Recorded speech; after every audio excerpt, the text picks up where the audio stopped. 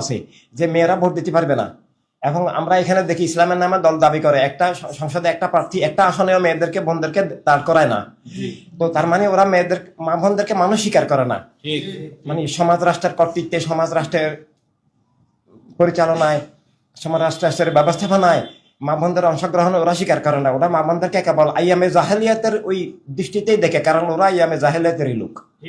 ওরা মানুষ নয়, মানুষ দৃষ্টিতে দেখে না। ওরা ইমানদার নয়, ইমানের দৃষ্টিতে দেখে না। তো এইভাবে আমাদের সামনে এখন দুইটা জিনিস খুব মারাত্মক হয়ে দাঁড়িয়েছে, তিনটা জিনিস। একটা হচ্ছে আমাদের ইসলাম রক্ষা, এইসব ভুয়া ধর্ম নামে অধর্মগ্রবাদী রাজনৈতিক দল, ওহাবিবাদ, মৌদুদিবাদ, সালাফিবাদ, এগুলো থেকে ইসলামকে রক্ষা করা, আসলে ইসলামকে নিয়ে আসা। অপরদিকে রাষ্ট্রকে রক্ষা করা।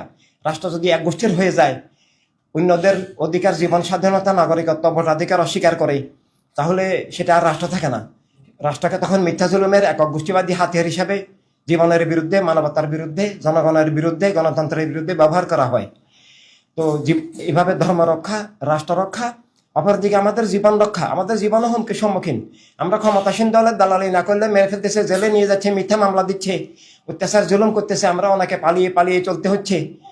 তো এই অবস্থায় জীবন রক্ষা, রাষ্ট্র রক্ষা, ধর্ম রক্ষার জন্য আমাদেরকে, আমরা যারা মানবিক মানুষ, আমরা যে ধর্মের হই, যে দলের হই, যে রাজনীতির অনুসারী হই না কেন, আমরা স্রষ্টার ভালোবাসায়, স্রষ্টার রাসূলের ভালোবাসায়, সে ভালোবাসার ভিত্তিতে, মানবতার ভালোবাসায়, সবার যার যার ধর্ম, যার যার জীবন এবং রাষ্ট্র রক্ষায় আমরা সবাই মিলেমিশে কাজ করা দরকার।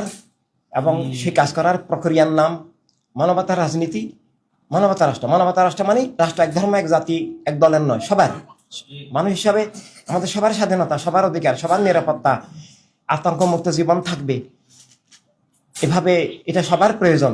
অধিকার, স্বাধীনতা, নিরাপত্তা। আমি মুসলিম হই, আমি হিন্দু হই, আমি খ্রিস্টান হই, বৌদ্ধ হই, যাই হই, আমার নিরাপত্তার প্রয়োজন, আমার স্বাধীনতা প্রয়োজন, আমার অধিকার প্রয়োজন, আমার রুটি রুজি প্রয়োজন। এবং আমার ধর্ম বিশ্বাস আদর্শ আরেকজনের কাছে সত্য আর মিথ্যা যাই লাগুক, আমারটা নিয়ে আমার তো চলতে দিতে হবে। আল্লাহ তাআলা সেটা ঘোষণা করেছেন, লাকুম দীনুকুম ওয়ালিয়া দীন, লা ইকরাহা ফিদ্দীন। সবাইকে আল্লাহ হিসাবে যার যার বিশ্বাস, ধর্ম, মত নিয়ে স্বাধীনভাবে নিরাপদে চলার যে অধিকার দান করেছেন, সেই অধিকার বাস্তবায়নের নাম, সেই অধিকারের বাস্তব রূপের নাম মানবতা রাষ্ট্র, আর সেই অধিকার স্বীকার করার নাম মানবতা রাজনীতি।